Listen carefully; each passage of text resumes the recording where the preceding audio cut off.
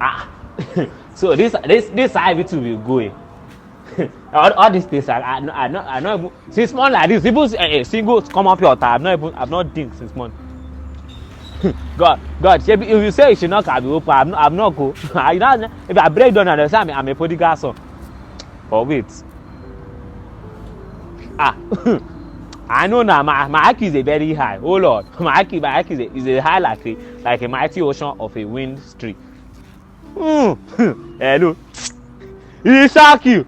Oh Lord, thank you. Because I want that give me idea like that's rushing like a stream of the holy fire. Thank you, Jesus, for Jesus' name and faith. Well, I can never done broke again. I just take care of the idea. I dey call na customer. I tell you where you get. Keep telling me. Show you for what ready. Hello, which one exam? Shey wait, I shey see this car. That time that I go take drive it was like 5.5. Èmi ọmọ lówó ìṣẹ̀báyé. Hello, which one? I shey see this wiper. I just buy it so that just get see him for. Where you are going, just shey see. Wait, just say maybe like 200,000. What is she? Kí máa fi wẹ̀ ṣe?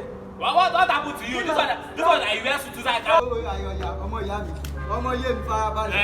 I know you would like it. Mo ilé ìgbéwèé rú mẹ̀káníkì. Jẹ́ kí n lé ìwò dédé. Keep telling. Ẹ̀yin ẹ̀ táyà.